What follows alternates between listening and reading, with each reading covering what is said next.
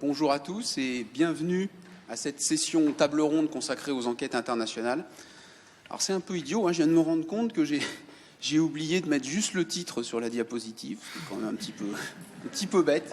Mais il y a quand même le plus important, c'est le nom de nos invités.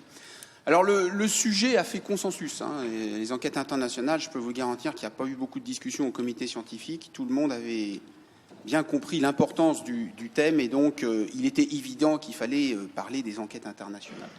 Alors pour ça, nous recevons donc 5 invités dont les noms et les organismes d'appartenance sont indiqués sur la diapositive. Et peut-être le mieux, c'est que je les laisse tout de suite se présenter succinctement les uns après les autres.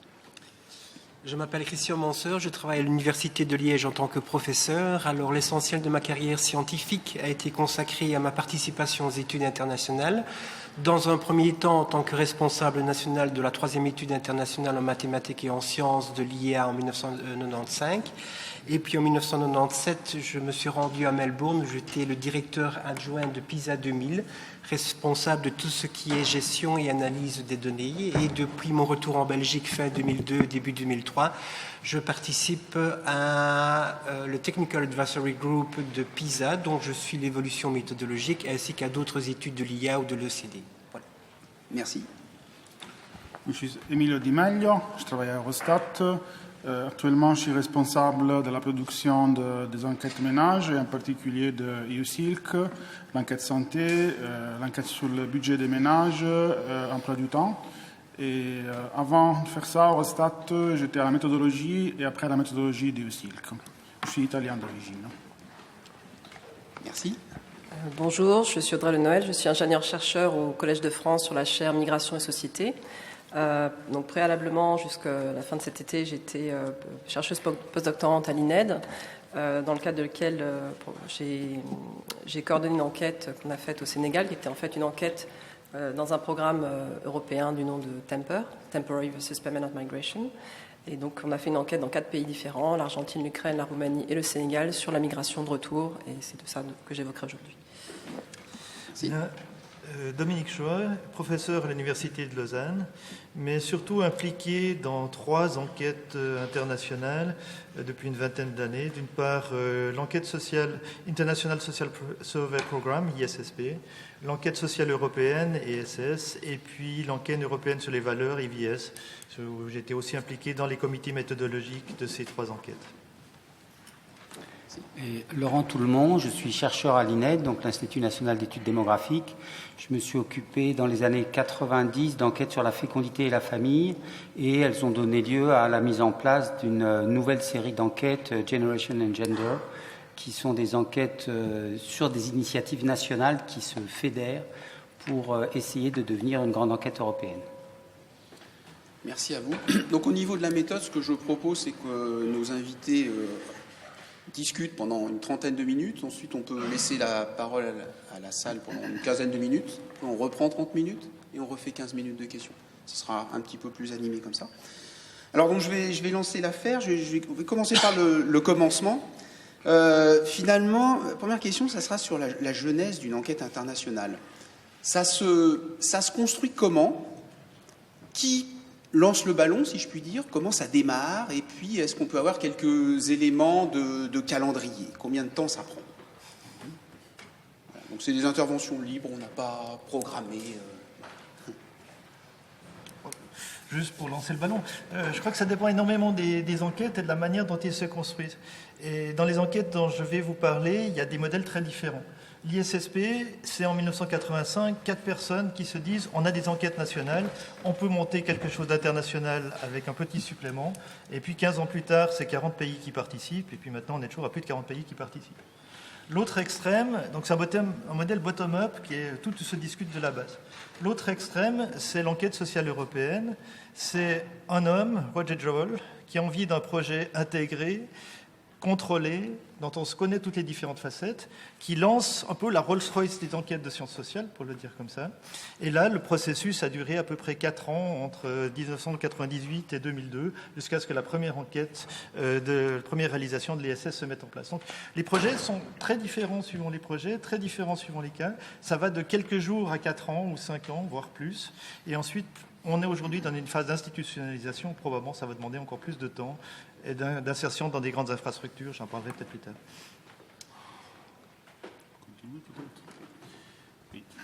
Bon, chez nous, c'est un peu, comment dire, plus très régulé, je dirais, parce que puisque quand une enquête est créée, après ça aboutit dans un règlement, dans une pièce de législation européenne qui rend cette enquête obligatoire dans les États membres. Et donc, comme vous pouvez l'imaginer, c'est un processus qui est assez long et assez lourd aussi. Donc, tout démarre d'un besoin politique ou de société, je dirais. Donc, normalement, un service de la Commission, comme l'emploi ou l'économie, a besoin sans le besoin d'avoir plus de données sur un certain sujet. Et donc, après, des études sont menées avec les États membres. On a des task force, ça s'appelle, où on invite, par exemple, des États membres, des INS, où une enquête similaire a déjà eu lieu, par exemple. Et on discute de quelles peuvent être les possibilités méthodologiques, opérationnelles, budgétaires, etc. Après que ça aboutit chez nous, ça part au Parlement et au Conseil. Donc, vous pouvez vous imaginer que les parlementaires vont mettre des amendements, vont rajouter des questions qui parfois même n'ont rien à voir avec le sujet de départ, mais ça vient de la mode politique du moment parfois. Et après, ça va au Conseil et ça aboutit dans le processus législatif européen, dans une législation qui après est mise en place avec des guidelines, des guidelines opérationnelles, etc. Donc, comme vous pouvez l'imaginer, c'est assez long et je dirais qu'à partir du moment où on a l'idée, jusqu'au moment où on a après les données qu'on peut disséminer, c'est au moins 5 ans. Une autre expérience ? Oui, alors je peux donner un exemple qui est beaucoup plus long. Donc, dans les enquêtes sur la fécondité et la famille, il y a d'une part des initiatives à l'échelle mondiale, des grandes enquêtes mondiales, qu'il faut adapter au contexte européen, et d'autre part une habitude assez longue d'enquête nationale. Et donc, dans les années 80 d'abord, puis dans les années 90, puis dans les années 2000, il y a des efforts qui sont faits, mais pour reprendre la terminologie, c'est vraiment du bottom-up, c'est-à-dire ce sont des groupes qui se mettent ensemble, d'une part pour partager leurs questions en amont de la construction de leurs enquêtes, ensuite pour voir s'ils peuvent partager des résultats, partager des données, partager des documentations, et puis parfois partager aussi des grandes alternatives. Quand on fait une enquête, est-ce qu'on va plutôt faire une enquête rétrospective? Quels sont les champs qu'on va aborder? On se dit que s'il y a un sujet qui intéresse 3 ou 4 autres grands pays européens, ça vaut peut-être le coup de faire un petit effort. Donc il y a, même en amont de la construction des enquêtes, mais là je vous parle de projets qui sont plutôt sur plusieurs décennies en fait. Et effectivement l'étape ultime, ça serait d'arriver à une infrastructure européenne, mais avant cette étape, il y a peut-être une trentaine d'années, mais c'est pas vraiment une enquête internationale, c'est plutôt l'internationalisation de différentes enquêtes en l'occurrence. Moi, je vais peut-être parler justement en contre-pied d'enquêtes beaucoup plus courtes, qui sont les enquêtes financées dans le cadre des programmes cadres pour la recherche et le développement de la Commission européenne. Donc moi, j'ai travaillé sur un tel projet. Donc ça reste quand même des temps longs, évidemment, on parle en plusieurs années. Souvent, c'est la genèse, c'est un chercheur qui a une idée de recherche, qui veut apporter des réponses. Les réponses peuvent être quantitatives, et auquel cas on va faire une enquête, et monte un projet, une idée d'enquête, et ensuite c'est la recherche de financement. Donc la Commission européenne est évidemment pour les enquêtes sur l'immigration internationale une source de financement très importante. Et là, donc, c'est monter le projet, donc ça veut dire évidemment monter le projet scientifique, mais également trouver un certain nombre de partenaires. C'est un critère très important pour les projets, donc le 7e programme 4, puis maintenant Horizon 2020, d'avoir plusieurs partenaires dans plusieurs pays différents, des pays européens, mais également à l'extérieur de l'Union européenne. Donc ça peut aussi également allonger un peu le temps de gestation du projet. Je voudrais juste ajouter une chose. Si on prend le domaine des sciences de l'éducation, le premier organisme qui s'est créé pour mener des études internationales en sciences de l'éducation, c'est l'Association internationale pour l'évaluation du rendement scolaire. Elle a été créée à la fin des années 50, début des années 60. Donc sur le plan historique, c'est quand même assez ancien. Et c'était une initiative de scientifiques. Et ces scientifiques étaient obligés d'aller frapper aux portes pour obtenir des subsides. Et on a vu progressivement que le politique s'intéressait de plus en plus aux résultats de ces enquêtes. Alors l'avantage que le politique s'intéresse à ces enquêtes internationales, c'est qu'il peut mobiliser les fonds nécessaires pour conduire une étude internationale. Le désavantage, c'est que les scientifiques perdent une partie de leur liberté. Et l'exemple pour moi le plus frappant, c'est PISA, qui a été une décision politique qui a été mise en œuvre dans chacun des pays, et les subventions viennent automatiquement. Donc le scientifique n'est plus concerné par une démarche pour obtenir des fonds. Voilà. Donc on passe du scientifique au politique. Merci. Alors, deuxième question, on tracasse un peu, ça doit intéresser particulièrement la salle. Dans enquête internationale, il y a international. Donc international, il y a plusieurs pays qui participent. Tous ces pays participants n'ont pas les mêmes moyens en termes humains, en termes budgétaires. Les environnements politiques ne sont pas les mêmes, le contexte n'est pas le même. Comment arrive-t-on à concilier ces différences? Comment peut-on monter une enquête internationale avec des participants qui ne fonctionnent pas tout à fait sur le même plan? Ok, je crois que ça dépend beaucoup de l'enquête de laquelle on parle et à laquelle on pense, en tout cas dans les exemples que j'ai en tête. Dans le cas de l'enquête sociale européenne, qui est la dernière qui s'est mise en place, donc 2002, c'est une enquête qui est extrêmement centralisée. Donc le contrôle du terrain suit des procédures, le nombre de fois que les enquêteurs doivent aller voir les enquêtés suit des procédures, tout ça est noté, enregistré, etc. Donc il y a un contrôle de tous les aspects qui est relativement important. Idem pour les traductions, le processus est complètement standardisé. C'est 2 traductions indépendantes, une comparaison des 2 traductions, une adjudication, plus une comparaison pour les pays qui partagent éventuellement la langue, ainsi de suite. Donc une centralisation très forte qui garantit une manière de contrôle des différentes procédures. À l'inverse, mais c'est en contexte européen essentiellement. À l'inverse, l'ISSP, qui est un contexte mondial, évidemment ne peut pas fonctionner de la même manière. En plus, les budgets sont plus petits, les conditions sont différentes. Et là, la manière dont la coordination se fait, c'est des rencontres annuelles de 5 jours à peu près chaque année, où tous les pays participants se retrouvent et discutent les questionnaires, les traductions, les adaptations aux questionnaires et ainsi de suite, des prochaines éditions, ainsi qu'échanges au passage sur la manière dont le terrain est réalisé dans chacun des pays, avec un comité méthodologique qui suit aussi les rapports de chacun des pays pour savoir ce qui se passe. Donc c'est vraiment 2 modèles complètement différents, et je pense que si on est dans un contexte homogène, une procédure centralisée est parfaitement raisonnable. Par contre, sur des terrains mondiaux, effectivement, il faut des capacités d'adaptation aux différents contextes, avec les difficultés que cela peut poser par définition.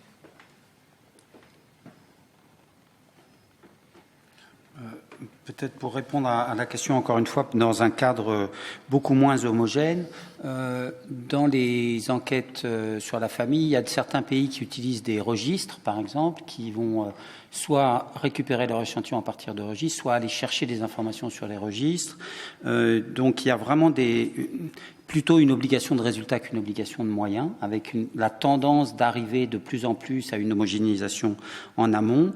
Et ce qu'on peut dire quand même, c'est qu'il y a des espèces d'exigences minimales en termes de qualité de l'échantillon, taille de l'échantillon, modalité de questionnement, des espèces de labellisation de qualité qui viennent en amont même de la construction d'un modèle homogène et qui peut tirer un peu les pays vers le haut en termes d'exigences scientifiques. Alors, j'étais un peu effrayé par la remarque que vous avez faite sur PISA en disant qu'on basculait du scientifique au politique. J'espère que c'est pas un basculement, mais plutôt un enrichissement, que c'est pas une alternative, mais que les enquêtes peuvent encore garder un aspect scientifique prééminent, même si elles intéressent le politique. En tout cas, nous, on est sur un domaine qui intéresse assez peu le politique, donc je vois qu'il faut qu'on s'en réjouisse peut-être. Mais en tout cas, ça ne facilite pas cette harmonisation qui demande quand même des moyens. On parlait le minimum, c'est que les gens se parlent entre eux régulièrement de façon à construire quelque chose en commun.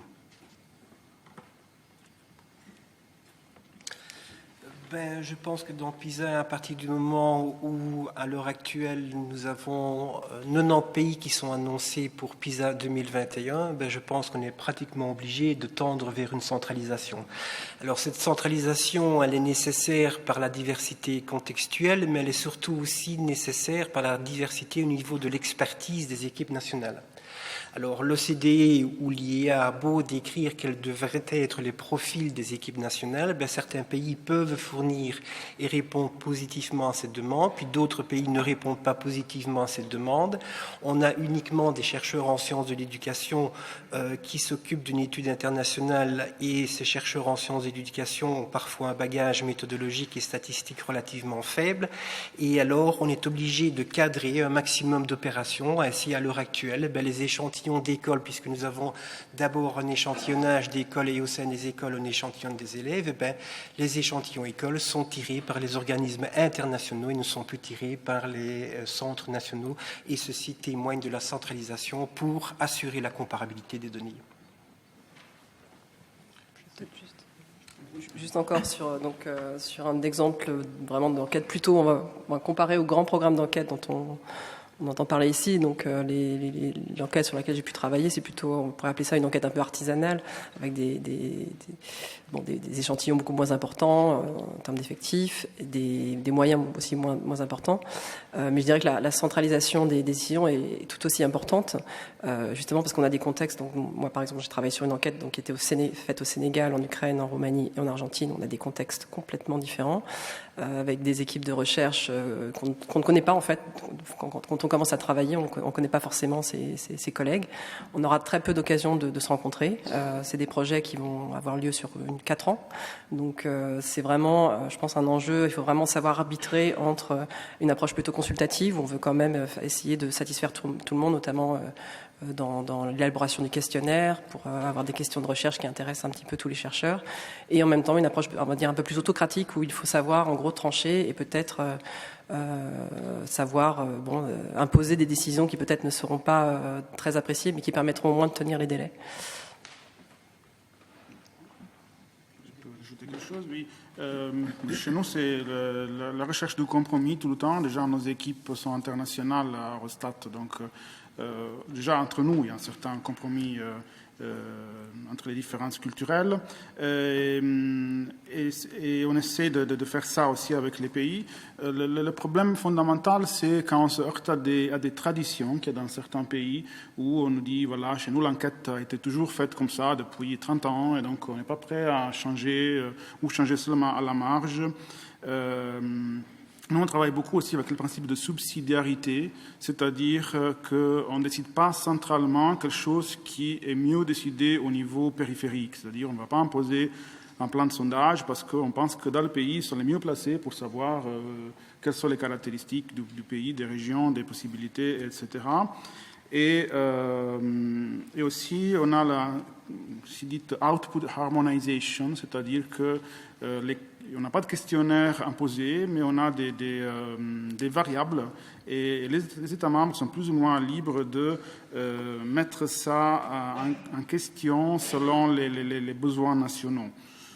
Ça arrive à ses limites parfois, parce que pour certaines questions, on voit bien qu'il pourrait y avoir trop de différences, donc on essaie de changer un peu ça, mais les pays sont toujours en train de nous rappeler la subsidiarité. Et on essaie aussi de favoriser les échanges méthodologiques avec des best practice workshops, c'est-à-dire que les pays se mettent ensemble avec un financement pour les réunions de la part d'Eurostat pour s'échanger sur les outils, sur les méthodes, et comme ça on se dit, tiens, dans ce pays-là, ils utilisent des registres provisoires pour le revenu, peut-être on va le faire aussi. Donc ça permet d'échanger les bonnes pratiques. Emilio, excuse-moi, je vais te poser une question difficile, peut-être embarrassante. Elle me vient comme ça, elle me traverse la tête, je ne peux pas ne pas la poser. La France, ça fait partie des pénibles ou pas?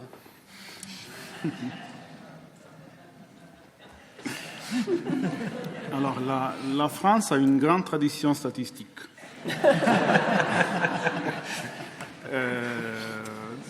Qui remonte à des dizaines d'années, voire plus. Je ne sais pas quelle est la fondation de l'INSEE, j'imagine. 45, je crois, il me semble. Voilà. Avec des innovations méthodologiques, avec des outils comme Calmar, qui est utilisé dans presque tous les pays.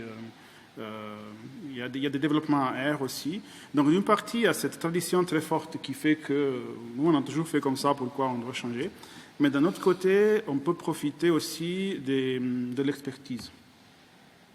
Donc difficile parfois, oui. Ok, merci, je t'embête pas plus longtemps. Je vais glisser un peu sur un terrain un tout petit peu plus technique. Au niveau des méthodes statistiques, est-ce qu'il y a des méthodes qu'on ne peut pas imaginer appliquer parce qu'elles sont incorrectes, politiquement incorrectes ou trop compliquées, ou est-ce qu'il y a au contraire des standards qu'on essaye, qu'on privilégie dans la mise en place des plans de sondage ou des questionnaires? Est-ce qu'il y a un peu des habitudes, des choses qui se sont créées avec le temps? Alors, je ne sais pas si tu parles de contraintes techniques. A priori, les contraintes techniques, elles sont assez homogènes. Les bonnes pratiques en statistique, elles sont assez claires. C'est plutôt des questions justement historiques ou politiques. On voit bien la sensibilité, par exemple, au registre. En amont, aller tirer des échantillons dans des registres et en aval, aller récupérer des informations dans les registres, soit au moment de l'enquête, soit après l'enquête pour avoir un suivi passif. Il y a des pays où c'est considéré comme non éthique de ne pas le faire, parce que les gens se fatiguent à remplir une déclaration d'impôt, et donc aller leur poser une question en leur demandant combien ils gagnent, alors qu'on pourrait très bien aller le chercher dans le registre, c'est considéré comme non éthique. Alors qu'en France, on considère qu'au contraire, l'appariement des fichiers est dangereuse pour des raisons historiques et politiques. Et donc, ces contraintes-là, elles sont très difficiles à remettre en cause parce que les bonnes pratiques d'un point de vue technique, on sait à peu près ce que c'est. Les bonnes pratiques d'un point de vue de la mobilisation de l'appareil d'État ou de l'appareil statistique, c'est très compliqué. Et on le voit bien en Europe, même pour les recensements. Est-ce qu'on fait des recensements exhaustifs? Est-ce qu'on fait des recensements fondés sur des enquêtes? Est-ce qu'on fait des recensements sur des registres? Ça paraît très simple, mais quand on voit la diversité des solutions qui sont apportées, disons que j'ai l'impression que les difficultés ne sont pas vraiment des difficultés techniques dans les enquêtes internationales, mais beaucoup plus, c'est justement pour ça que c'est vraiment des difficultés pour nous, parce qu'on n'est pas très habitué à les gérer. On peut toujours arriver à aller voir les politiques en France pour leur dire « mais vous inquiétez pas, les registres, c'est pas dangereux ». Bon, ça ne va pas marcher comme ça, c'est clair. Et donc, il va falloir vendre la chose, et ça, ce n'est pas forcément une compétence technique qui va être le meilleur atout pour ça. Oui, peut-être pour enchaîner dans les enquêtes auxquelles j'ai pu participer, ce qui ne se discute pas, c'est que c'est un échantillon aléatoire probabiliste. Ça, c'est requis. Alors après, comment c'est implémenté dans les pays, évidemment, il y a des solutions diverses suivant les cas, et chaque fois, il faut entrer dans les détails pour avoir des solutions qui tiennent plus ou moins la route. Mais sur ce point-là, je dirais qu'il y a peu de débats. Enfin, il y a beaucoup de débats, mais sur le principe, tout le monde l'accepte plus ou moins, ne serait-ce que pour les publicités de publication dans les grands journals scientifiques, l'échantillon aléatoire est la base des requises, donc c'est la base de la qualité, on ne discute pas. Où les discussions sont beaucoup plus compliquées, effectivement, c'est sur les questionnaires, par exemple. Si on a un questionnaire sur le role of government qui va se passer en Turquie, en Russie et en Chine, effectivement, il peut y avoir des difficultés. Et certains pays, certaines années, choisissent de ne pas participer à cette édition parce que politiquement trop sensible. Mais là-dessus, on a des discussions qui sont beaucoup plus grandes. Ceci dit, la règle, c'est que si un pays participe, il reprend tout le questionnaire, à part une ou deux questions dont il pourrait éventuellement s'extraire, ce qui est très rarement le cas, parce que les questionnaires sont élaborés en commun. Mais pour nous, la difficulté est vraiment beaucoup plus sur le questionnaire que sur la méthodologie en tant que telle, sachant qu'après, il faut trouver la meilleure méthodologie possible dans chacun des pays. Donc on peut avoir des techniques différentes. On n'a ni quota, ni enquête téléphonique dans les pays de l'ISSP ou dans les pays de l'ISS. Pour nous, les contraintes sont plutôt légales que méthodologiques. Je ne sais pas si oui. Et donc, souvent, certaines techniques ne sont pas utilisables parce que dans certains pays, certaines pratiques ne sont pas légales. Par exemple, comme vous avez dit tout à l'heure, l'utilisation des registres, que dans certains pays va de soi, comme dans les pays nordiques, en France aussi dernièrement. Dans certains pays, c'est pratiquement interdit de pouvoir utiliser un registre des impôts pour des fins statistiques. Et on n'y peut rien parce que il faut changer de loi nationale, parfois fédérale, et donc voilà, c'est des contraintes légales plutôt qui nous empêchent certaines méthodes. Peut-être juste moi un point sur les contraintes. Donc on parlait des contraintes en termes de questionnaire. Il y a aussi les contraintes après sur le terrain qui vont être très différentes d'un pays à l'autre. Donc dans notre enquête, on n'était pas sur un échantillon probabiliste, on était vraiment sur une population rare que sont les migrants de retour qui sont très difficiles à repérer. Donc juste, on a une approche d'enquête au porte-à-porte, sachant que une telle enquête peut être, par exemple, possible au Sénégal. On peut aller, par exemple, pour trouver une personne faire le porte-à-porte. En Argentine, apparemment, enfin, de ce que nous aident nos collègues, ce n'est juste pas possible d'aller à Buenos Aires et faire du porte-à-porte pour trouver des répondants. Donc après, il y a aussi ce qui est faisable dans un contexte et qui n'est pas forcément dans un autre. Dans le domaine des sciences de l'éducation, dans les grands surveys internationaux, il y a un certain nombre de standards méthodologiques. Nous avons un échantillon d'écoles tiré avec probabilité proportionnelle, et puis au sein de ces écoles, nous avons un échantillon aléatoire et simple d'élèves. Les tests cognitifs, ce sont des tests où on soumet à chaque élève sous-ensemble des questions parce que tout simplement, on veut représenter, par exemple, dans PISA, 3 grands domaines comme la culture mathématique, la culture scientifique et la compréhension de l'écrit. On ne peut pas prétendre décrire ces domaines-là en posant uniquement une trentaine ou une quarantaine de questions à l'élève. Donc on développe 250, 300 questions et chaque élève répond uniquement à un sous-ensemble de questions. Donc on recourt à des modélisations selon la théorie de réponse à l'item. C'est également un standard. Ce qui me paraît le plus difficile à l'heure actuelle au niveau des grands surveys en sciences d'éducation, c'est qu'on arrive à une très grande diversité culturelle. Et bien certaines questions, même dans le domaine des sciences, peuvent poser certains problèmes éthiques dans certaines cultures. Et puis le CD veut également innover et en PISA 2018, ils ont évalué ce qu'ils appellent Global Competency. Eh bien, les pays ont un peu critiqué la définition de ce concept. C'est quoi ce concept? Quels sont les présupposés théoriques? Et puis là, maintenant, pour 2021, ils sont partis dans l'aventure de mesurer creative thinking. Et là, en règle générale, on voit qu'il y a quand même une certaine réticence de la part de certains pays à s'engager dans des domaines aussi peu décrits par la littérature. Merci. Comment on gère l'hétérogénéité des concepts? Par exemple, quand on utilise de l'information auxiliaire, je reste dans le domaine technique, on fait de la modélisation, on fait du calage, du traitement de non-réponse, on utilise l'information auxiliaire. Derrière le même terme, il n'y a pas toujours le même concept, c'est pas forcément compris de la même façon. Il y a des discussions, je suppose, sur cette question-là, et comment c'est géré concrètement? Moi, je ne comprends pas très bien la question. Tu parles de concepts de méthodologie technique ou bien des concepts, on parlait des questionnaires par exemple, c'est sûr qu'il y a certains... Non, par exemple, quand tu vas développer une modélisation, tu vas utiliser de l'information auxiliaire ou un calage par exemple, de façon générale. Je pense pas à une méthode particulière, je pense simplement à l'utilisation d'informations auxiliaires qui peut différer d'un pays à l'autre. Est-ce qu'il y a des risques liés à l'hétérogénéité des concepts? Est-ce qu'il y a des risques? Peut-être pas. Alors, dans le cas des enquêtes sciences sociales, enquêtes sociales générales sur lesquelles je m'occupe, le problème est différent. C'est-à-dire que le questionnaire, avec une série de variables sociodémographiques, est la base d'unité qui est distribuée. Et elle est en accès libre une année après la fin de l'enquête, accès libre et universel. Après, c'est à responsabilité des chercheurs qui exploitent ces données de rester cantonnés à ce domaine-là, de prendre un sous-ensemble de pays pour ajouter de l'information, par exemple sur une base régionale, et ainsi de suite. Mais l'enquête en tant que telle ne recourt pas à des techniques de modélisation ou des sources extérieures de données, aussi parce que c'est à peu près ingérable dans un contexte mondial. Ça le serait dans le contexte européen, mais dans le contexte mondial, c'est à peu près ingérable que d'avoir des sources homogènes d'informations supplémentaires. Pondération mise à part. Peut-être je peux prendre un exemple. Quand on essaye de mesurer les gens qui vivent en couple, donc qu'est-ce que c'est que des gens qui vivent en couple? Est-ce qu'il faut qu'ils vivent dans le même logement? Est-ce qu'il faut qu'ils aient des relations intimes? Est-ce qu'il faut qu'ils aient des relations sexuelles? Est-ce qu'il faut qu'ils aient rendu public leurs relations? Est-ce qu'il faut qu'ils soient de sexes différents? Est-ce qu'il faut qu'il n'y ait pas de lien familial entre eux? Enfin, il y a toute une série de questions compliquées. Et donc, la façon la plus simple, c'est tout simplement de demander aux gens, est-ce que vous vivez en couple? Les gens le savent très bien, ils disent en général oui ou non. Alors, on peut faire des vérifications, savoir que s'il y a 2 personnes, il faut que les 2 soient d'accord pour savoir s'ils vivent en couple ou pas. Bon. Mais donc, tu parlais d'informations auxiliaires. Selon les pays, il va y avoir différentes formes de légalisation, il va y avoir différentes formes d'informations auxiliaires. Et on voit bien que là, on a des sujets. Bon, par exemple, savoir combien il y a de couples mariés qui vivent dans le même logement, ça va être très robuste.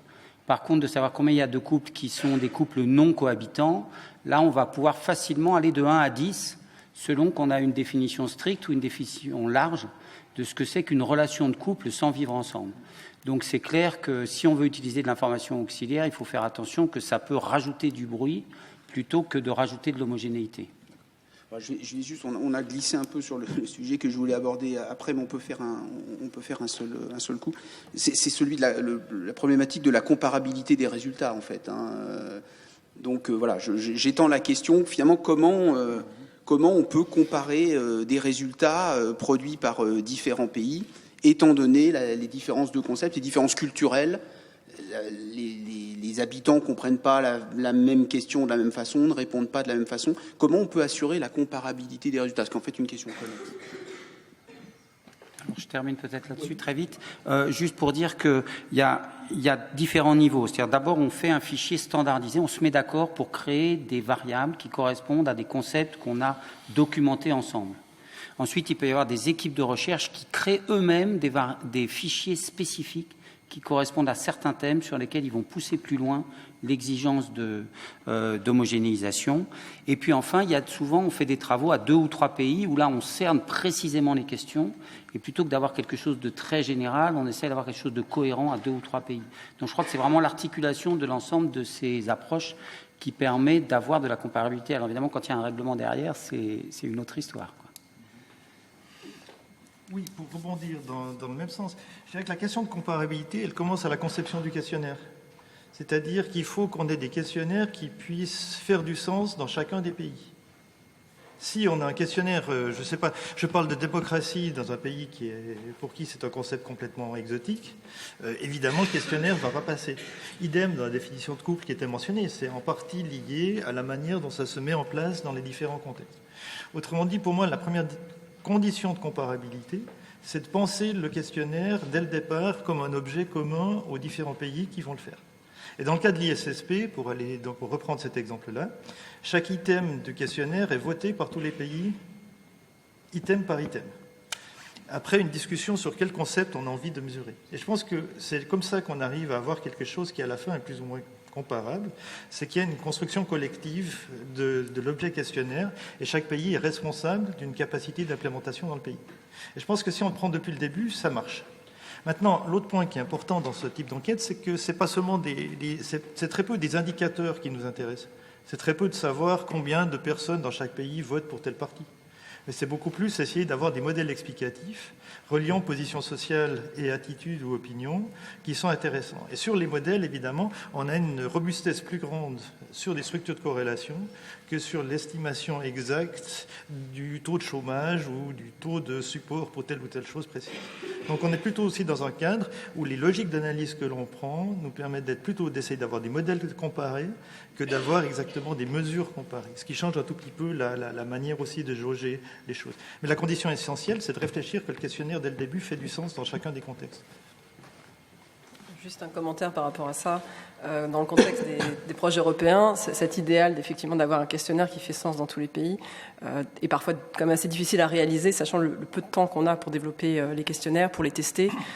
Moi, je me rappelle avoir testé un questionnaire qu'on avait développé donc, pour l'enquête à Dakar. On utilisait par exemple des échelles d'être d'accord ou pas d'accord, ou s'identifier à certains scénarios avec des échelles de 0 à 10, qui ne faisaient absolument pas sens pour les gens à qui je demandais ça. Bon, c'est juste un exemple, mais il y avait pareil sur les concepts de couple. Est-ce qu'on parle juste de couple marié dans le contexte sénégalais? Bon, pour les gens, c'est forcément faut être marié, ce qui n'indique pas forcément de vivre ensemble.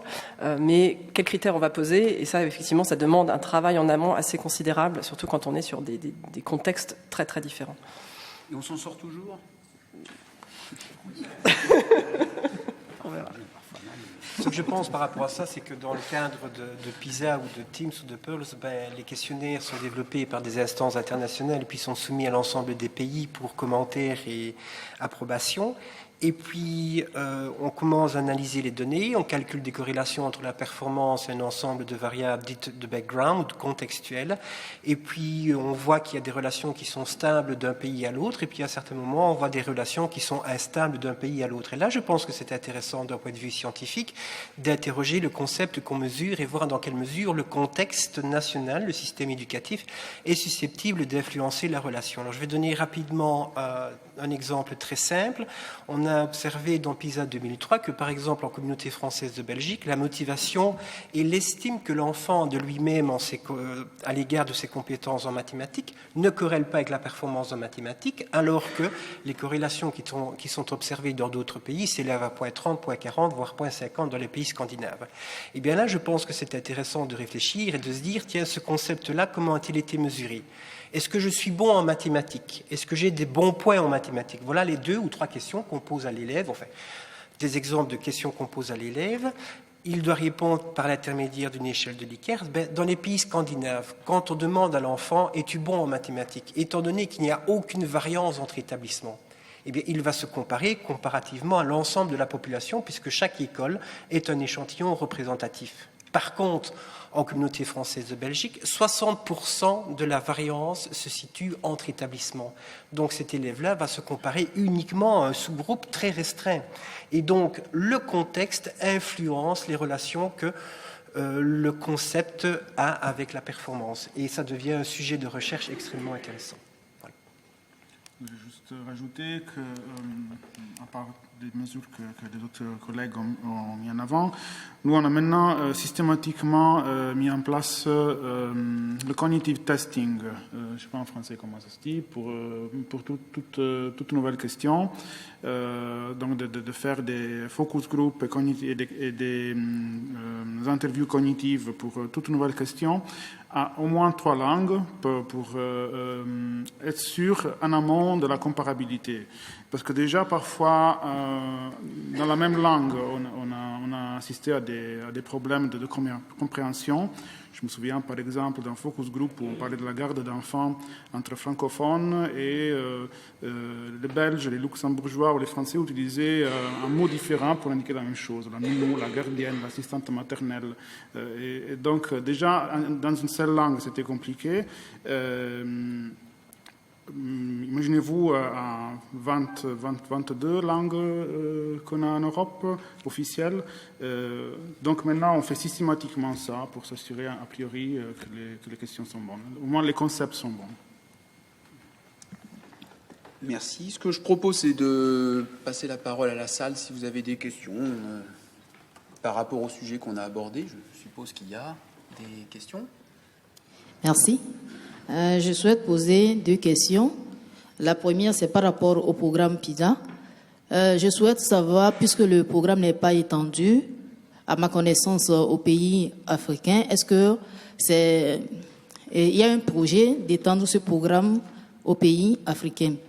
Ma deuxième question, c'est par rapport aussi aux résultats de PISA. Par exemple, pour la France, il a été constaté que les Français ont des problèmes dans la résolution des problèmes en mathématiques. Et il a été développé une politique qui essaie de mettre l'accent sur la résolution des problèmes à l'école primaire et au collège. Et puisque les questionnaires sont en train d'être perçus, compte tenu des civilisations ou bien compte tenu vous venez de mettre l'accent sur le fait que par rapport aux différents pays, c'est mal conçu.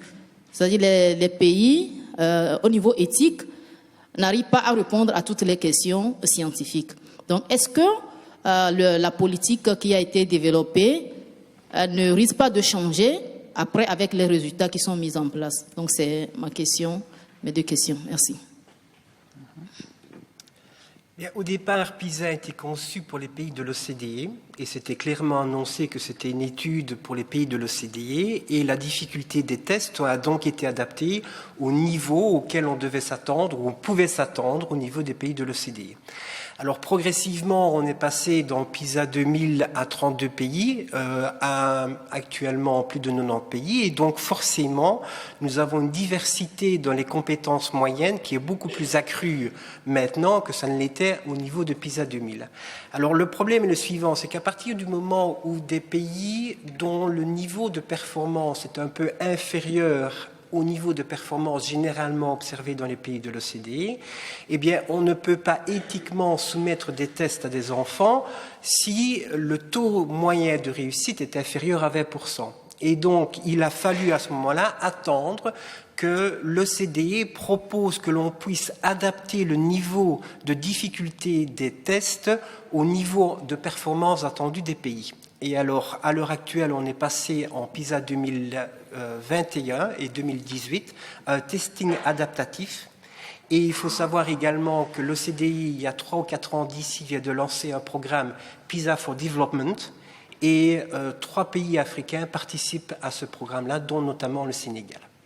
Donc, la porte s'ouvre progressivement.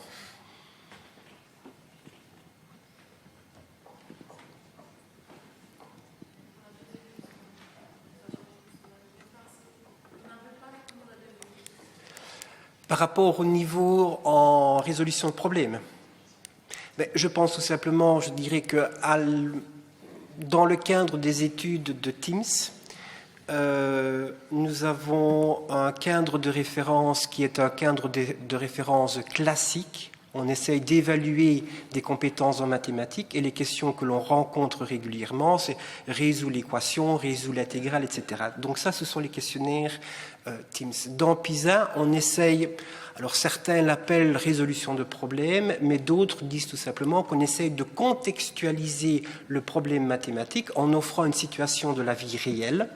Et je pense tout simplement que le fait d'avoir quelques difficultés au niveau de la résolution de problèmes, ce que vous appelez la résolution de problèmes, est un constat intéressant. Et je pense que tout simplement, les politiques éducatives doivent réfléchir sur la façon dont ils enseignent les mathématiques pour pouvoir aider les élèves à résoudre des problèmes de mathématiques dans la vie quotidienne. Merci.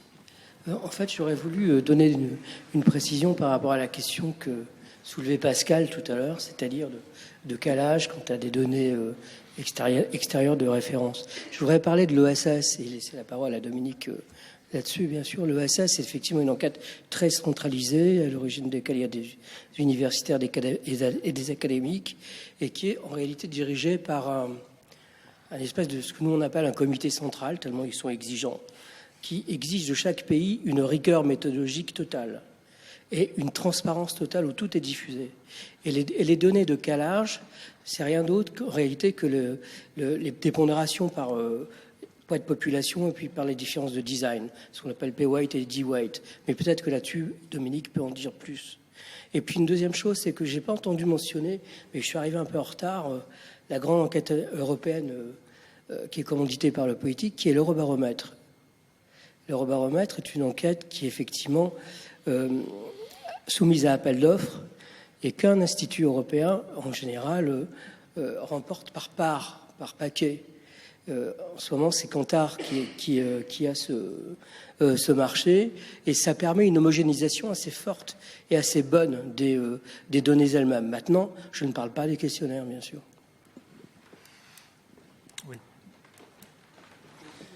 Oui, alors rapidement, parce que c'est un long débat avec Jean, sur la question de la pondération dans les SS, c'est effectivement un serpent de mer et des points de vue complètement différents. Alors effectivement, la première chose qui est faite, c'est systématiquement l'inclusion des design weights, qui me paraît complètement essentiel, parce que c'est vrai que si on a un échantillon basé ménage, par exemple, ou un échantillon basé individu, on ne peut pas se passer de la correction du design weight. Après, maintenant, l'ESS fournit aussi une pondération, notamment utilisant la Beaufort Survey sur l'éducation et d'autres autres paramètres, je ne sais plus le détail. C'est à l'utilisateur de choisir, de décider s'il veut utiliser ce genre de pondération ou non. Et je pense que la position est juste, parce que, sans entrer dans le détail, il y a certains cas où les pondérations peuvent être complètement trompeuses, notamment dans la manière dont elles prennent en compte ou pas des pondérations croisées sur des populations minoritaires. Et je pense que la position de l'ESS de dire, voilà, on fournit des données brutes, on fournit une pondération qui prend en compte les design weights, on fournit une pondération que vous pouvez utiliser qui remet à jour l'échantillon sur certaines données marginales comme éducation, etc. Et après, à l'utilisateur d'être assez conscient des choses pour travailler avec cet espace-là. Je trouve que c'est une position tout à fait correcte. La question de l'Eurobaromètre, je ne sais plus ce qui se passe en détail, donc je ne veux pas entrer non plus dans une discussion si je n'ai pas tous les éléments. Un des éléments autrefois qui était difficile avec les Eurobaromètres, c'est que les critères de qualité qui étaient utilisés dans les différents pays n'étaient pas complètement transparents. Et c'était difficile de savoir ce qui se passait en termes de cuisine, si je puis dire, dans chacun des pays. Et pour moi, une des conditions, ça rejoint la question de la comparabilité, c'est un jeu de données qui doit être diffusé et utilisé de manière large, doit être complètement transparent sur les conditions de production, et la documentation doit donner les spécificités utilisées dans chacun des pays. Et tant qu'on n'a pas cette transparence sur la production des données, je suis un petit peu réticent à acheter le paquet tout emballé. Et en tout cas, à l'époque, les eurobaromètres ne brillaient pas par leur transparence sur cet aspect de construction des données. Je ne sais pas ce qu'il en est exactement maintenant. Oui, Stanislas Pilka de l'Observatoire français des drogues et toxicomanie. Ma question, alors peut-être que ça allait être abordé dans la deuxième partie, parce que je voulais d'abord vous remercier d'avoir organisé cette table ronde, concerne les bases de données, parce qu'en fait les enquêtes internationales peuvent générer, surtout lorsqu'elles sont répétées, dans de nombreux pays, de grosses bases de données. Et donc j'imagine qu'il y a avec vous des différentes réalités, mais ce point m'intéresse particulièrement pour participer à des enquêtes internationales. Qui gèrent ? Comment on a accès, etc., etc. Donc il y a un certain nombre de questions qui se posent autour de ces grosses bases de données qui sont générées, qui peuvent d'ailleurs permettre des travaux de recherche très importants. Donc il y a là souvent aussi une attente sur l'ouverture pour les chercheurs. Donc voilà, si vous pouvez être... Bon, très vite, les enquêtes auxquelles je participe ont une politique de diffusion intégrale des données et relativement rapide. C'est-à-dire que normalement, c'est une année et demie après la fin du terrain que l'homogénéisation est faite par une archive de données et permet la mise à disposition. Alors, les archives de données qui sont actives par rapport à ça, qui assurent la pérennité, pour l'enquête sociale européenne, c'est l'archive de données norvégienne qui fait ce travail d'homogénéisation, de contrôle des données et de mise à disposition. Et pour l'ISSP et l'EVS, et d'ailleurs aussi les eurobaromètres aujourd'hui, c'est GESIS, donc l'archive allemande, qui a un travail de diffusion. Il suffit pour un chercheur de s'inscrire en disant « je suis chercheur, je travaille sur un projet de recherche » pour avoir accès aux données sans aucune limitation, sans aucun coût, sans aucune restriction, mais pour des buts de recherche. Dans le cadre des études internationales en sciences de l'éducation, vous allez sur le site de l'OCDE, vous pouvez télécharger les bases de données PISA depuis 2000 jusqu'à 2015. Elles sont toutes disponibles, sans restriction. Et en ce qui concerne les bases de données de l'IEA, vous allez sur le site de Boston College aux États-Unis et vous pouvez télécharger les bases de données de TIMSS et de Pearls depuis 1995.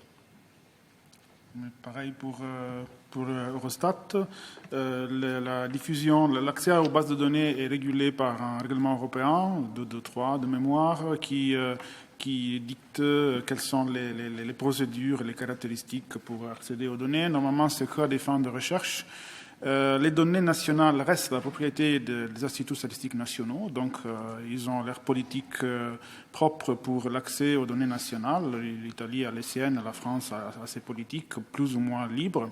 Mais pour avoir accès à la base européenne, il faut suivre la procédure qui est dans cette loi, et donc ça passe par l'accréditation en tant qu'organisme de recherche, la soumission d'un projet de recherche, et après... on peut télécharger ces données via un transfert sécurisé. On a mis à disposition hier les données Silk édition 2017. Donc, voilà, 10 mois après la fin de la collecte, ces données sont déjà disponibles. Avant, c'était en mars-avril, donc on a eu un gain de quelques mois déjà. Juste sur les petits projets financés par la Commission européenne, évidemment, on n'a pas les mêmes moyens pour développer toute la documentation, mais c'est quand même fait. Donc, je prendrai juste l'exemple du projet MAFE, qui était un projet qui s'est fait avant le projet sur lequel je travaille. Les données sont disponibles. En fait, comme il a été fait en France par l'INED, les données ont été déposées sur le réseau Quetelet, donc l'archive française. Et voilà, donc avec une documentation en anglais pour que ce soit diffusé le plus largement possible pour la recherche. Ok, donc merci pour avoir organisé cette table ronde. Donc, au départ, vous avez parlé de genèse, n'est-ce pas, des enquêtes internationales. Moi, je voulais partager l'expérience un peu récente des enquêtes qui sont organisées au niveau des pays de l'Afrique de l'Ouest, notamment l'enquête régionale intégrée sur l'emploi et le secteur informel, qui a été mise en œuvre dans la plupart des pays de l'Afrique de l'Ouest vers les années 2017. et aussi une enquête en cours actuellement portant sur les conditions de vie des ménages, aussi dans les pays de l'Afrique de l'Ouest. Donc je voulais demander aussi, est-ce que ces enquêtes-là, ce sont des enquêtes internationales? Parce que il y a Madame Audrey qui a parlé de l'internationalisation des enquêtes, que ça, c'est pas des enquêtes internationales. Donc, quelle est la nuance entre enquête internationale et le fait d'internationaliser les enquêtes, et aussi à partir de combien de pays on peut dire que c'est les enquêtes internationales? Sinon, il y a beaucoup d'initiatives au niveau de la région Afrique, surtout l'exemple des enquêtes de gouvernance, paix et sécurité, une initiative de l'Union africaine pour l'harmonisation des statistiques en Afrique. Merci.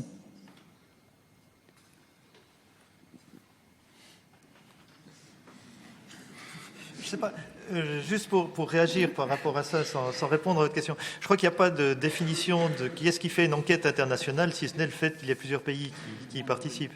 La deuxième chose, c'est que certaines de ces enquêtes sont effectivement des choses qui existent depuis longtemps. On prend le cas de l'ISSP, fondé en 85, donc ça fait plus de 30 ans maintenant que ce programme fonctionne, ce qui veut dire qu'il faut des ressources en termes de centralisation. Idem pour l'enquête sociale européenne, c'est-à-dire que plus ces projets durent dans le temps, pour le dire comme ça, plus ils doivent s'institutionnaliser, plus il faut assurer leur financement. Et assurer leur financement, ça rejoint une discussion qui a été lancée tout à l'heure, c'est-à-dire qu'il y a des programmes d'infrastructure, par exemple européens, et le label, la reconnaissance dans ce programme, c'est le programme ESFRI, assure une part de stabilité à moyen terme ou à long terme. Idem, pour les pays qui participent à l'ISSP, il faut que chacun des pays arrive à assurer son financement année après année pour participer au programme. Donc on a vraiment des cas de figure qui sont très différents entre des enquêtes plus ou moins ad hoc en 2 ou 3 pays qui se font une fois, une collaboration régionale qui se met en place pour plusieurs années, et puis des programmes qui deviennent des vraies infrastructures de données, soit soutenus par Eurostat, soit soutenus le GDP, soit soutenus par une infrastructure d'une manière ou d'une autre. Et on a vraiment toute l'échelle des projets depuis le début, qui est un petit peu plus ad hoc, où c'est une collaboration plus ou moins formalisée, jusqu'au programme qui devient vraiment une infrastructure de données. Et une partie de la discussion, c'est comment est-ce qu'on peut assurer à long terme ces infrastructures de données. Si on a des projets qui existent une année ou deux, qui ensuite disparaissent, il y a tout un savoir qui est perdu aussi, la documentation n'est pas toujours archivée, etc. Et par contre, ça veut dire que mettre en place des projets à long terme demande de pouvoir organiser, avoir une institution qui permet petit à petit que le projet perdure. Et effectivement, la discussion est complètement différente sur des projets à court terme ou sur des projets qui arrivent à s'institutionnaliser avec, en Europe, le contexte des financements européens et ainsi de suite pour assurer ce genre de choses.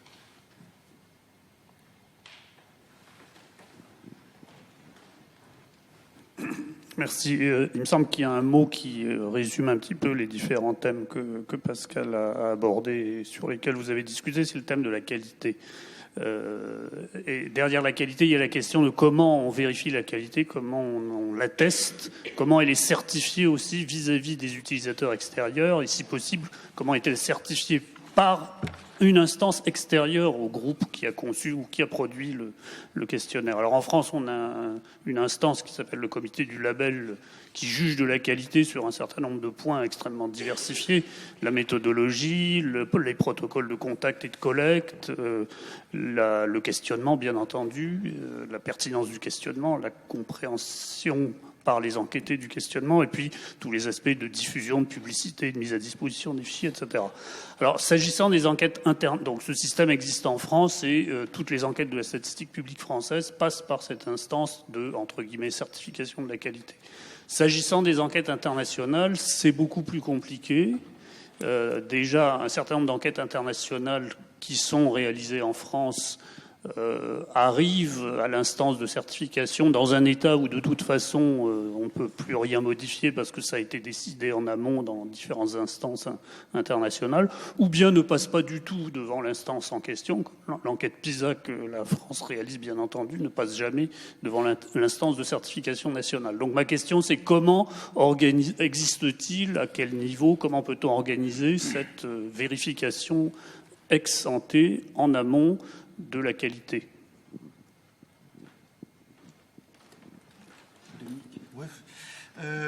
Alors, Il y a deux aspects par rapport à ça. La certification ex ante dans les projets auxquels je participe n'existe pas et n'existera pas à un certain nombre de bémols près. C'est-à-dire qu'au moment où un pays demande de devenir membre, à ce moment-là, un examen détaillé de la méthodologie qu'il propose est fait et le pays est accepté en fonction de ça. Okay.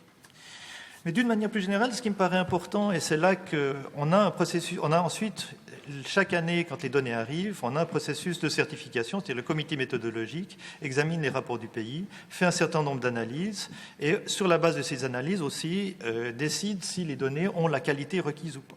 Dans le cadre de l'EVS, on a exclu une fois un pays, parce que visiblement, les critères de qualité n'étaient pas satisfaisants par rapport à ce qu'on pouvait en attendre. Et puis, on a un élément supplémentaire qui me paraît extrêmement important, c'est un petit peu dans une logique d'open source. Comme je le mentionnais, les données sont immédiatement disponibles à toute la communauté scientifique. Et on a des gens, de plus en plus, qui font des articles de tests de la méthodologie. Est-ce que l'indicateur de la manière dont le travail est partagé dans un couple est une bonne mesure ou pas? Il y a un article qui est en train de sortir touche cette question-là. Un autre article s'est penché sur le cas de duplication d'enregistrement de lignes dans une série d'enquêtes, y compris les eurobaromètres, depuis le début des années 2000 jusqu'à aujourd'hui, pour voir effectivement une approche de contrôle de qualité des données que personne n'avait imaginé utiliser jusque-là. Et le fait que ces données sont disponibles et le fait qu'il y a énormément de publications qui utilisent ces données, ça fait de facto aussi un contrôle de qualité qui permet d'aller au-delà de ce que peut faire une archive, de ce que peut faire un comité méthodologique, et ainsi de suite. Donc la communauté scientifique elle-même est aussi une instance de contrôle très importante dans le cadre des projets qui nous intéressent. J'adhère parfaitement à ce qui vient d'être dit et je rajouterai aussi que dans le cadre des études en sciences de l'éducation, des rapports techniques de 400, 500 pages sont directement produits une fois que les données sont disponibles et quiconque peut télécharger ce rapport technique, le lire, en prendre connaissance et éventuellement critiquer la méthodologie qui a été employée. Je voudrais juste abonder dans le même sens, dans des enquêtes qui sont plus des enquêtes de recherche, disons, que de statistiques publiques. La certification, elle va se faire a posteriori par des utilisateurs. Donc ce qui est très important, c'est de construire et de diffuser les métadonnées précises. Donc cet après-midi, il y aura une séance consacrée à ce travail qui est très important pour le projet GGP parce que justement en amont, c'est un panel, parfois il y a une attrition qui est très forte. Est-ce qu'elle est de nature à biaiser le résultat ou pas? Ça peut dépendre des sujets. C'est pas évident d'avoir une certification a priori, un label de qualité. Il ne s'agit pas de ça, il s'agit beaucoup plus d'une vérification par les pairs et de publication en amont de toutes les métadonnées et en aval de travaux qui évaluent la qualité, mais pas une qualité générale du produit, plutôt la pertinence de telle enquête, parfois dans tel pays ou tel groupe de pays, pour telle question. Pareil pour nous, c'est plutôt un aval. Donc on a la validation, tous les microdonnées doivent être envoyées à Eurostat et on a des procédures de validation pour les microdonnées. Et après, des rapports de qualité qui sont par la suite étudiés et mis dans un rapport de qualité européen. On a les rapports de qualité nationaux et européens. Et plus en général, on a aussi des peer reviews d'Eurostat vers les pays ou des pays vers Eurostat pour s'assurer aussi que les mesures de qualité sont prises. Si je peux mettre un peu mon petit grain de sel là-dedans, c'est qu'il y a aussi parce que Statistique Canada a fait partie notamment des consortiums, par exemple pour PISA ou TIMS, puis il y avait aussi des contrôles sur place aussi. Donc, on va vraiment vérifier un peu, discuter avec les gens sur place. Bon, qu'est-ce que vous avez fait? Oui, ça vous fait ça. Vous avez fait face à telle difficulté ou non, etc. Pour un peu, justement, essayer de valider à la fin ou essayer d'avoir une espèce de contrôle ou sinon une vérification de la qualité qui a été faite, en fait, des travaux qui ont été faits sur place. Puis, bon, ben, des fois, tu as des bonnes surprises, puis des fois, tu as des moins bonnes surprises.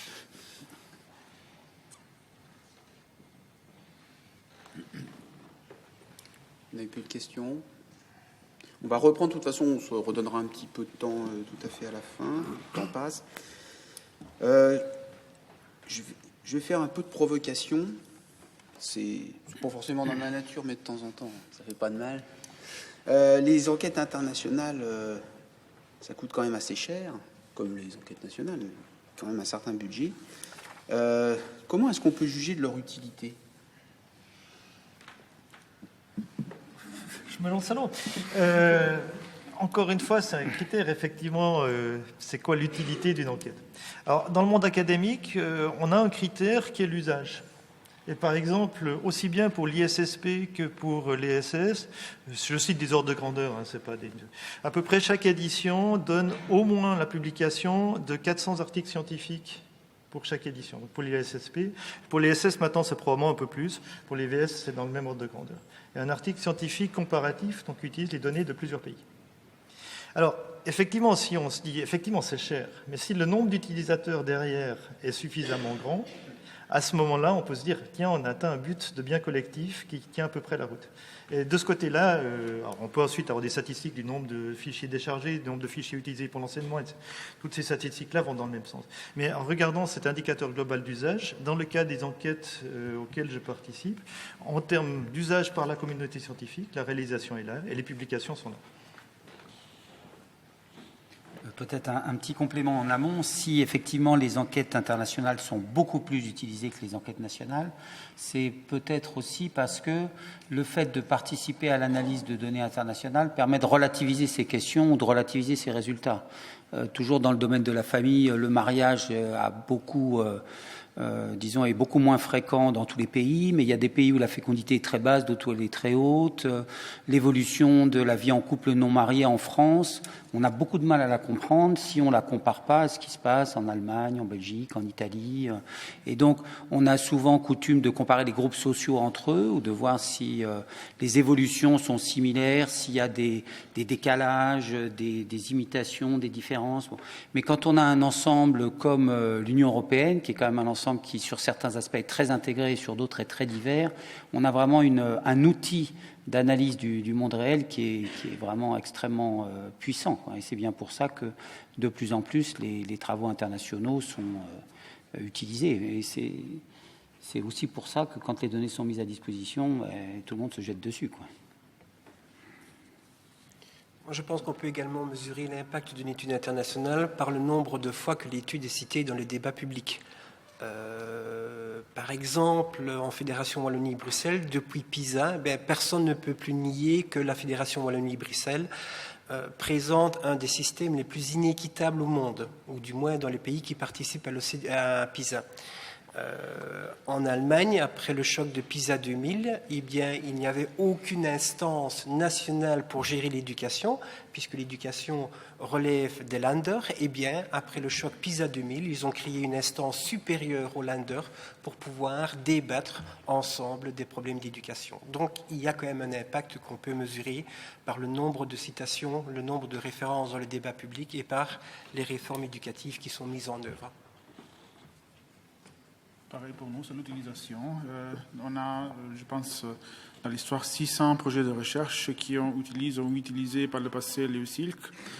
Et ce nombre pourrait être même supérieur si les procédures d'accès aux données seraient un peu moins lourdes. Mais pour l'instant, c'est ça, la loi européenne qui est décidée avec les 28 pays. C'est assez strict, qui prévoit des procédures assez longues, disons.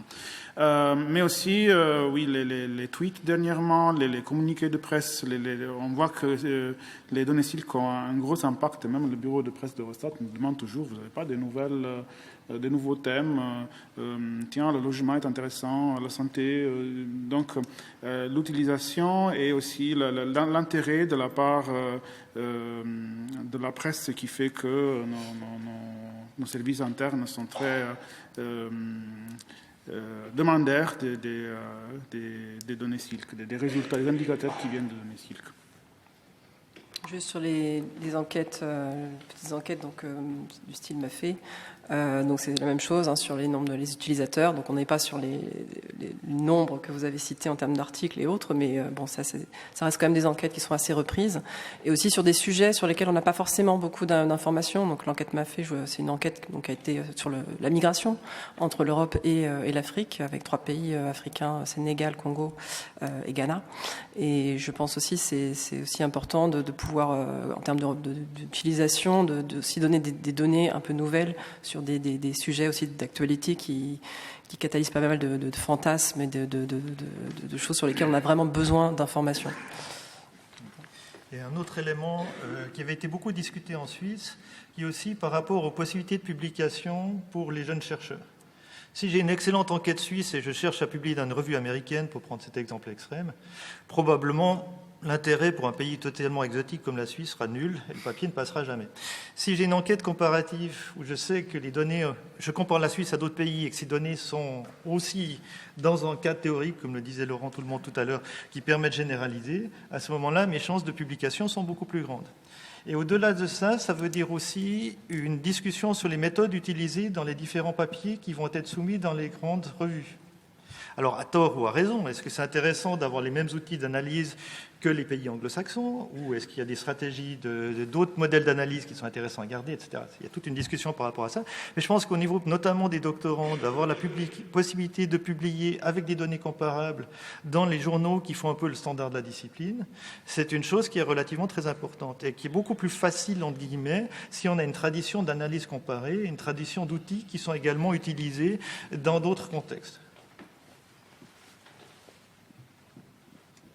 Merci. Je vais changer un petit peu de dimension en me documentant sur les différentes enquêtes qui vous occupent. Je me suis rendu compte qu'il y avait souvent des associations d'universités derrière, universitaires ou des organismes de recherche. Et je me pose la question, quelle est la place des organismes internationaux, Eurostat, l'ONU, l'OCDE, dans toutes ces enquêtes. Est-ce que vous pouvez nous éclairer sur la place des organismes internationaux? Alors, peut-être le programme GGP ne sera pas le très bon élève puisque les organisations internationales sont assez en retrait. Alors, quand on a commencé à vouloir se mettre ensemble, les Nations Unies et notamment la Commission économique pour l'Europe des Nations Unies à Genève nous a hébergés. En fait, ils nous invitaient à Genève, c'est tout ce qu'ils offraient. Et là, on a un problème général de financement de la recherche, c'est que les financeurs, en général, aiment bien financer les analyses, mais pas les collectes. Et quand on leur dit qu'on a besoin d'argent pour des données qui seront disponibles dans 3-4 ans et des résultats qui arriveront dans 4-5 ans, c'est un petit peu difficile à vendre. Et c'est vrai à l'échelle européenne comme dans les échelles nationales. Donc, de ce point de vue-là, peut-être on évoquera après la longue marche vers les infrastructures européennes, la S3 Roadmap. Qu'est-ce que ça veut dire que de vouloir transformer une enquête européenne en infrastructure européenne? Est-ce que le jeu en vaut la chandelle? Combien de temps ça dure? Mais en tout cas, ce qu'il y a de sûr, c'est qu'on n'a pas un financement tout de suite quand on s'entraîne dans cette direction. Et il ne faut pas espérer qu'il y aura une participation forte, sachant que, encore une fois, pour les enquêtes de recherche où il n'y a pas de règlement derrière, c'est vraiment un problème de... En général, les scientifiques, ils savent faire des enquêtes. C'est vraiment un problème d'infrastructure, de relation avec les instituts nationaux de statistique, ou bien de sous-traitance à des organismes privés pour faire la collecte. Mais c'est vraiment le coût de la collecte qui va poser un gros problème en termes de besoins. Et c'est là où, pour le moment, les organisations internationales, en tout cas pour les enquêtes dans les pays d'Europe, sont assez faibles, disons.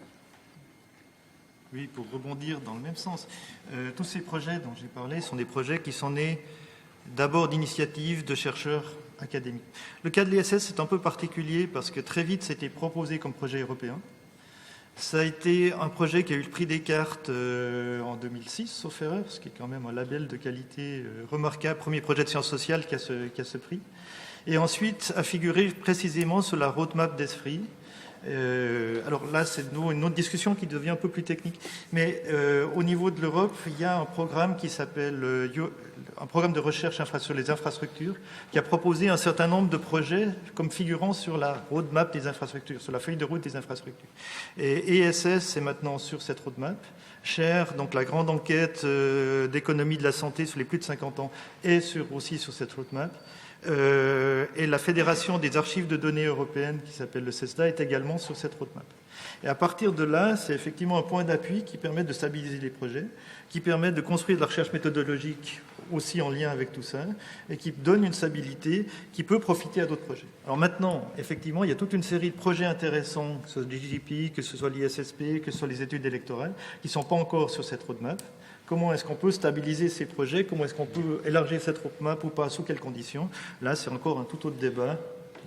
Mais c'est important pour les projets à long terme qu'il puisse y avoir des fonds d'infrastructure qui les permettent de vivre à moyen et à long terme. Peut-être si je peux rajouter, parce que j'étais un petit peu négatif dans ma présentation, il y a quand même 2 gros avantages de se mettre justement sur la S3 Roadmap. C'est que d'abord en amont, c'est une façon pour les gouvernements d'expliciter leur soutien à un projet. Quand ils disent on va demander à ce que ça soit sur la roadmap, j'essaie de trouver un terme en français, la feuille de route européenne, il faut déjà que ça soit dans la feuille de route nationale, donc que les pays s'engagent. Et puis en aval, ça veut dire aussi qu'on s'engage vers quoi? On s'engage vers quelque chose qui va être international, qui va être européen, qui va être comparatif dès le début.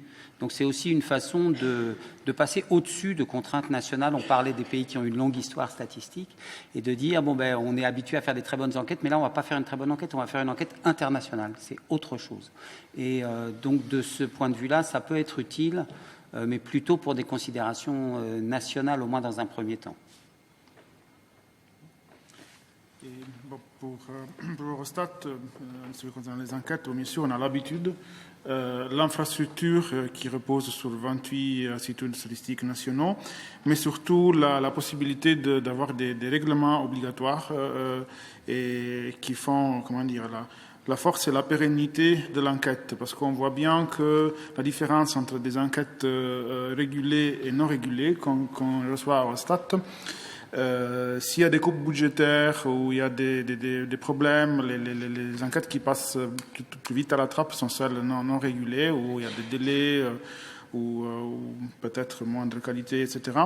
Tandis que l'État membre s'engage avec le règlement qui est fait avec un processus démocratique où le Parlement et tous les 28 représentants des INS et des ministères sont consultés. Donc fait qu'il y a cet engagement et donc on est sûr de la pérennité de l'enquête. J'aurais tendance à dire que dans les sciences de l'éducation, avec l'IEA, avec l'OCDE, la centralisation est extrêmement importante et dès lors, ces organisations internationales sont omniprésentes dans l'étude.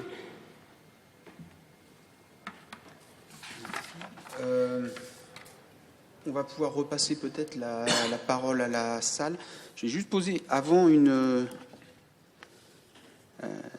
dernière question, mais qui s'adresse tout autant à la salle.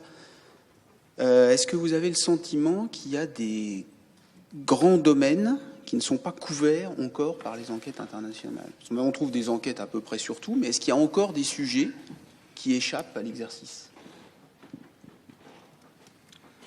Je pourrais juste prêcher pour ma propre paroisse. L'immigration.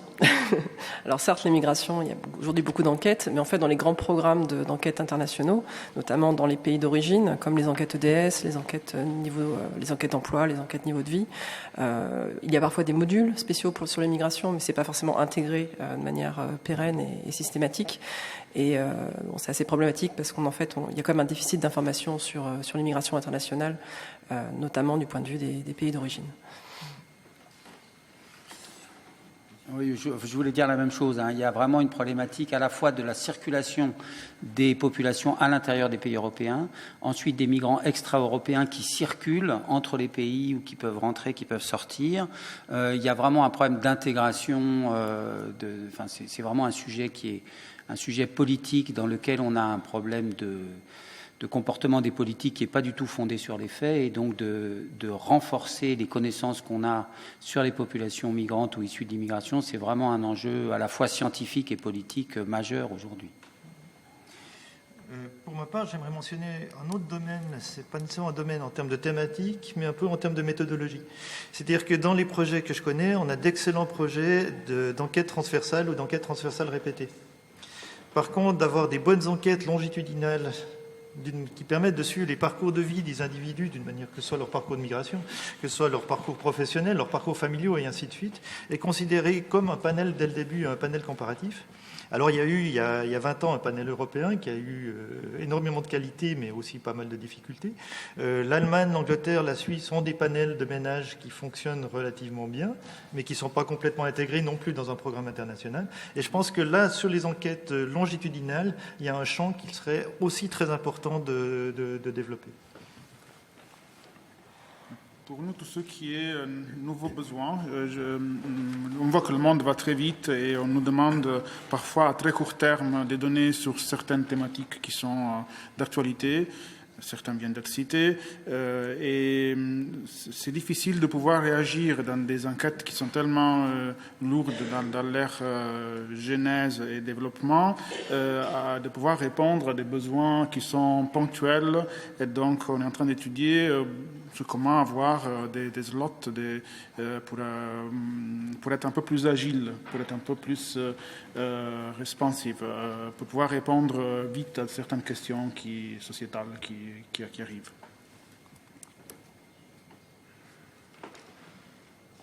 Donc voilà, donc transmis à la communauté scientifique ici présente. Donc si vous avez des réponses à cette question, ça peut intéresser tout le monde.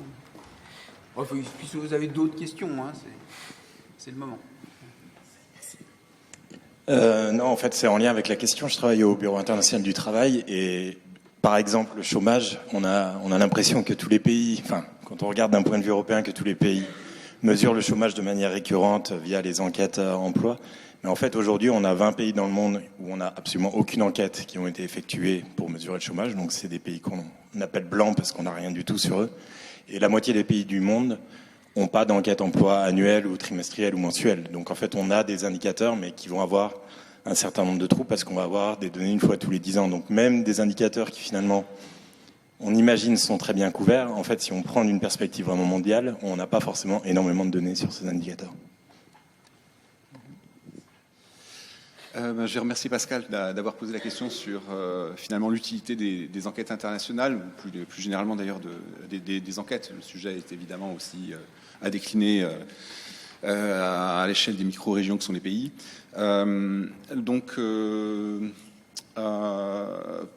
moi, il y a donc effectivement une réponse qui est on prend des données, on les utilise, donc les chercheurs à différents niveaux. Les États réagissent en fonction des résultats. On a vu ça pour PISA et ça a été rappelé tout de suite. On est un petit peu entre nous là. Enfin, on manipule les données, on les crée, et puis on essaie d'en tirer des conclusions, y compris en termes de recommandations de politique publique. Ça fait partie de nos métiers.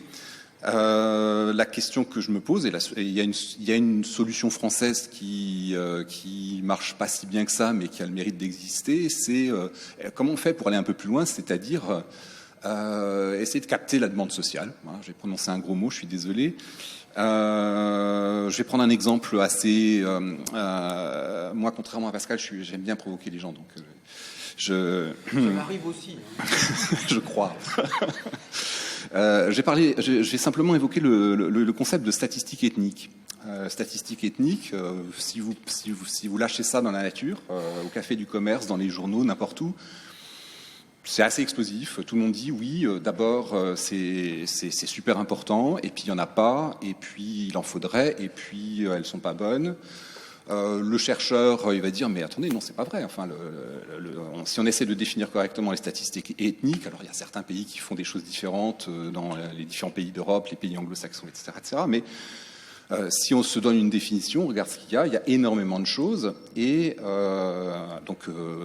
les statistiques ethniques, hein, je rappelle que ça inclut ce qu'on trouve par exemple dans Silk, version française, c'est des informations sur les parents des personnes, donc les origines géographiques des personnes, et ça rentre tout à fait dans les statistiques ethniques.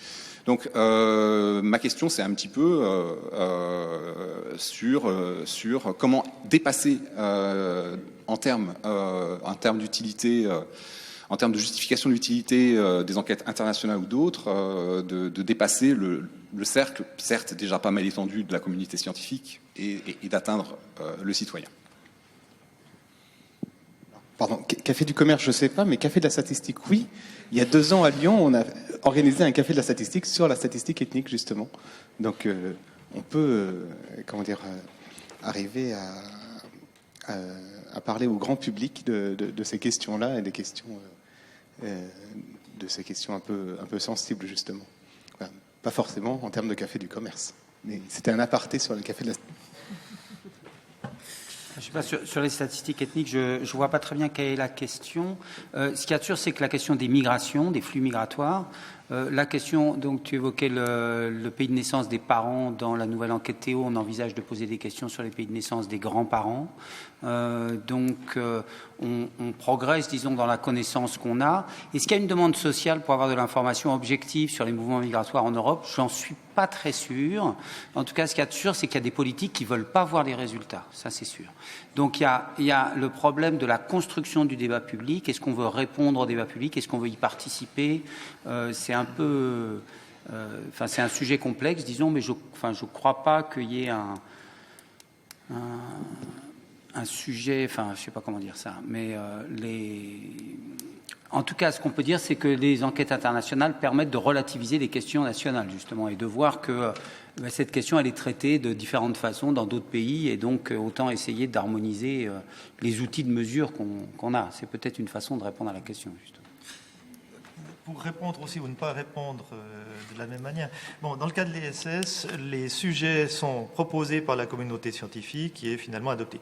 Il y a eu 2 éditions, sauf erreur, sur les migrations, enfin l'image du migrant dans les différents pays d'Europe, avec ses qualités et ses défauts, ça c'est une autre question. Ceci dit, sur la question de la statistique ethnique, effectivement, dans l'ISSP, on a des variables qui sont censées mesurer plus ou moins une dimension ethnique. Résultat, on n'a jamais réussi à se mettre d'accord jusqu'au bout. Et puis, plus ou moins, chaque pays propose sa propre définition de l'origine ethnique, pour le dire comme ça. Alors, ça montre simplement qu'il y a un débat scientifique qui est en cours et qu'on n'a pas de solution qui est adoptée ou adoptable par tous les pays de manière consensuelle. Et why not? C'est aussi un résultat scientifique de voir qu'en international, on n'est pas capable d'avoir une définition qui est valable urbi et orbi pour certaines catégories. Je pense que c'est un élément, ok, on en prend acte. Et puis le troisième point, c'est de dire, est-ce que pour répondre à la demande sociale, c'est le plus intéressant d'entrer par des enquêtes internationales qui ont leur lourdeur, qui impliquent justement que le mécanisme qu'on a envie d'étudier ait le même degré de science dans les différents pays? Ou est-ce que précisément c'est pas là que c'est intéressant d'avoir d'abord le développement d'une série d'enquêtes nationales ou d'outils nationaux qui permettent de poser un certain nombre de bases et au moment où on sait quels sont les enjeux dans chacun des contextes, à ce moment-là de travailler de manière comparative, de manière un petit peu plus stricte. Et je pense qu'il faut à la fois j'adore les enquêtes internationales parce que je pense qu'effectivement ça permet de relativiser un certain nombre de choses, ça permet de se forcer à voir jusqu'où on peut être comparatif ou pas par rapport à certains concepts. Et en même temps, je pense que pour réellement développer des nouvelles perspectives sur des sujets qui sont des fois d'actualité ou brûlants, on a besoin d'autres outils qui puissent se développer autrement comme outils préparatoires avant d'aller tout de suite dans la mécanique plus difficile de la démarche comparative.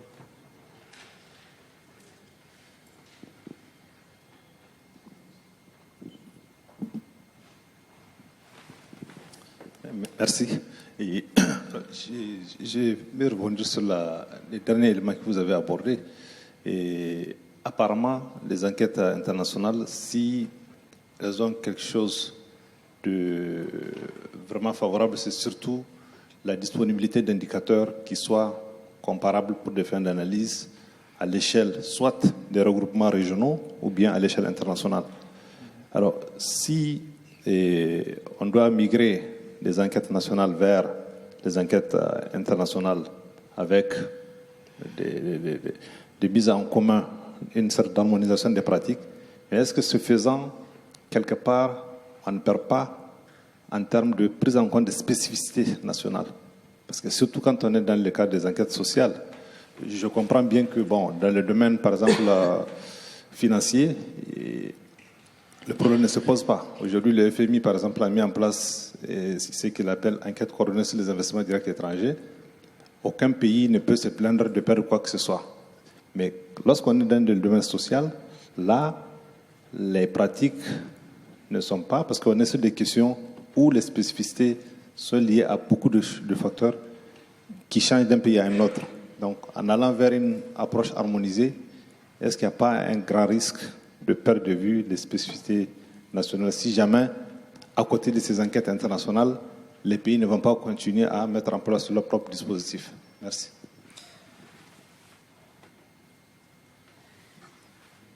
Bon, je rebondis, mais je dirais que ça dépend. Je vous citerai un exemple, c'est que l'édition 2017 de l'ISSP était sur les réseaux sociaux, non pas entendu au sens de Facebook et autres, mais au sens de support traditionnel des proches. Et a priori, on pouvait s'attendre à de fortes différences dans l'usage des réseaux sociaux avec des pays aussi différents que la Chine, la Turquie, les États-Unis, et ainsi de suite. Ce qui ressort, en tout cas du pré-test, c'est qu'il y a certes des différences de niveau, mais les structures, les corrélations, les apports en termes de réseaux sociaux sont finalement beaucoup plus proches que ce qu'on aurait imaginé. Et je trouve que c'est un exemple tout à fait intéressant, où on montre que même si a priori on a l'idée d'une très forte différenciation entre les différents pays, finalement, la manière dont les gens s'offrent des services, s'aident mutuellement sur un certain nombre de choses, peut être relativement beaucoup plus comparable que ce qu'on imagine. Donc, sur des sujets comme ça, j'ai aucun problème, mais au contraire, c'est intéressant de voir le résultat à la fin, que la différence est moins grande que ce à quoi on pouvait s'attendre. Par contre, sur d'autres concepts, effectivement, je serais beaucoup plus prudent. La question de la statistique ethnique en particulier, la manière dont on demande la race dans les recensements américains est une chose qui ne peut pas être utilisée dans un questionnaire standard en Europe. Et là, il faut justement, encore une fois, voir qu'est-ce qui réfère à un domaine commun qui permet la comparaison, voir quels sont les domaines où on n'a pas cet espace commun de référence et où la comparaison va être beaucoup plus difficile. Une dernière question, et on va conclure. Merci, ce n'est pas une question, en fait, c'est une remarque. J'ai beaucoup travaillé sur différents pays africains et au Vietnam aussi, dans d'autres pays, sur différentes enquêtes, et justement des enquêtes, notamment ce que François va présenter tout à l'heure. Et ma remarque, c'est que souvent, par rapport à ce qu'il a dit tout à l'heure, c'est que les enquêtes internationales, des fois, permettent de lever certaines réticences, tout simplement pour aborder certaines thématiques. De deux façons. La première, c'est que des fois, on se dit, bon, c'est quelque chose qu'on ne peut pas mesurer. Et venant de l'extérieur, venant de l'international, des fois, les gens disent, oui, mais ça se fait ailleurs, donc on peut le faire aussi. Donc, mettre en place des enquêtes internationales, à ce moment-là, c'est un bon point. C'est un bon point aussi parce que ça peut être, dans certains pays, en disant, on n'a pas le droit de mesurer tant parce qu'il y a, au niveau des autorités publiques, ils interdisent la mesure d'une variable, par exemple, ou d'une thématique.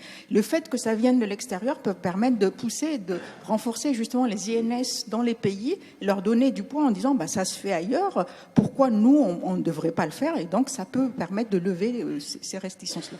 Après, autre point aussi, c'est que souvent, quand on travaille avec différents pays, des institutions, on dit toujours c'est comparable, on est très spécifique, et une fois qu'on met en place les enquêtes, on se rend compte finalement que beaucoup de gens se disent on est très spécifique, on est un pays où ça n'a rien à voir, et une fois qu'on met en place l'enquête, on se rend compte en fait, parce que dans beaucoup de pays, il n'y a pas tant de spécificité que ça, quoi. Ceci dit, je mesure bien ce que je dis, bien sûr, il y a forcément toujours des spécificités, mais là, il y a un équilibre à trouver. Un dernier point, moi, que je voulais souligner, c'est que peut-être la question, c'est moins la question de la spécificité, il y a cette idée de demande sociale venant des pays et quelque chose d'international. Aujourd'hui, avec les ODD, justement, il y a cette pression au niveau des pays pour aller suivre différents indicateurs de toutes sortes, qui est un énorme poids d'ailleurs pour les INS dans les pays, ou des autorités en tout cas. Et je pense que c'est moins l'idée qu'on va avoir des variables peut-être qui doivent être harmonisées, qui ne s'appliquent pas forcément au pays. La question, c'est que comment ça va être effectivement utilisé au niveau local. Et là, je parle plutôt des pays en développement, quoi. Est-ce que ça va être vraiment pris comme quelque chose qui appartient au pays, ou est-ce que c'est juste pour répondre à une demande internationale, quoi. Et là, souvent, quand c'est des enquêtes internationales, au niveau des pays, ils remplissent, ils font les enquêtes, mais on n'a aucun retour sur le pays, quoi. Parce qu'on se dit, c'est fait, ça a été fait pour répondre à une demande internationale, mais ça ne nous concerne pas. Et donc là, c'est là qu'il faut trouver le lien. On met en place une enquête internationale, mais qui ait un lien, justement, une demande sociale venant des pays et qui ait des utilisateurs au niveau national. Merci. Merci pour votre témoignage. Alors, le temps passe, on va considérer qu'on est dans les arrêts de jeu, mais on va quand même conclure. Juste pour une conclusion rapide, vraiment rapide, chacun d'entre vous, je vais vous... C'est pas vraiment une question, je vais juste essayer de tirer de vous une confidence, on va dire. Dans votre longue expérience en matière d'enquête internationale, est-ce que vous auriez possibilité de nous citer soit une action que vous considérez comme une vraie réussite, soit éventuellement un regret que vous auriez. Voilà. L'un ou l'autre. Alors, je vais laisser le regret aux autres. Peut-être une réussite, c'était, alors là, je vous parle du millénaire précédent, du siècle dernier, le fait de mettre à disposition sur Internet les données des enquêtes fécondité-famille de façon homogène et internationale. Ça a permis que les utilisateurs de l'enquête, qui s'appelait à l'époque l'enquête sur les situations familiales et l'emploi, enquête complémentaire de l'enquête emploi de l'INSEE, a vu le nombre d'utilisateurs se compter en centaines et en milliers au bout de quelques années. Et donc, ça m'a permis vis-à-vis de l'INSEE de dire, voilà, il y a une enquête de l'INSEE qui est utilisée par des milliers de gens et je ne les connais pas, ces gens-là. Et en fait, ces données-là sont utilisées en commun avec des enquêtes similaires dans d'autres pays, et pour un coût marginal nul pour l'INSEE. Et ça a été un argument très fort pour trouver des financements. Ça répondait à la demande sociale. Tiens, voilà, justement, c'était un très bon indicateur d'une demande sociale pour des enquêtes.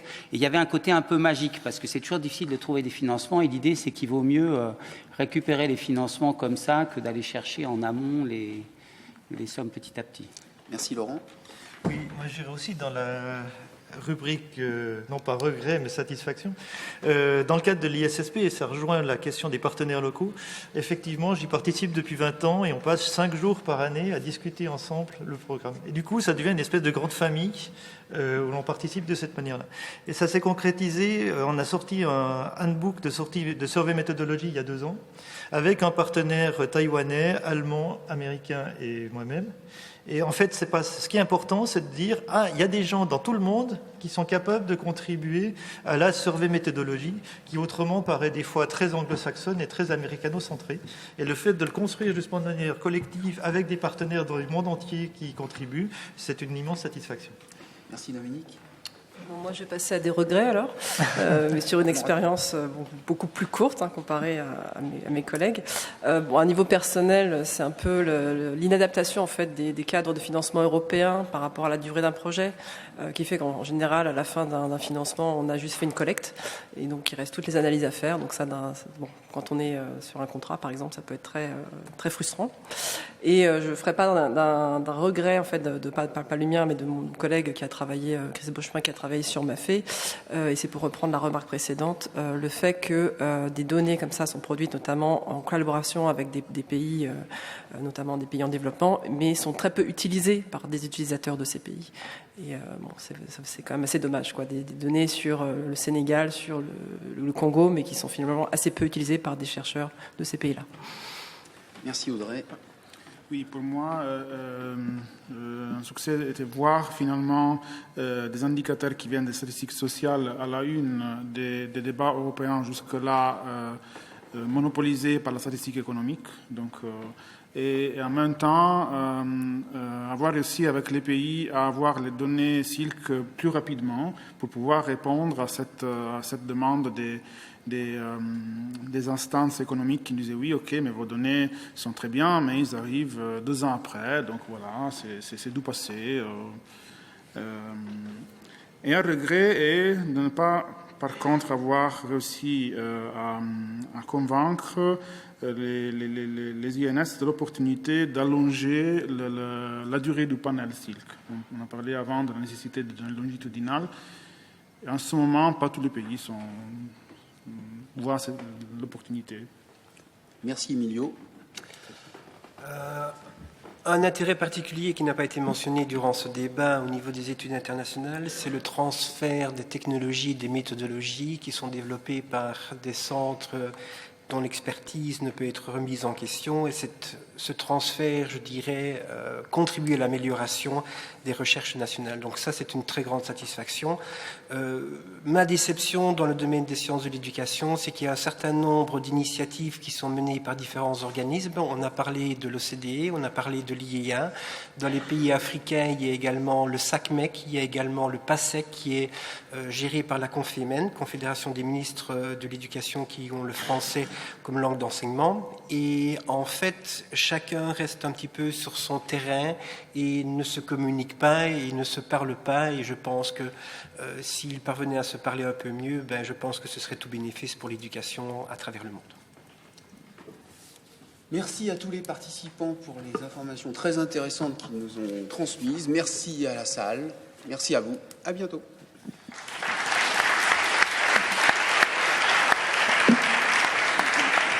dur pour expliquer à la radio.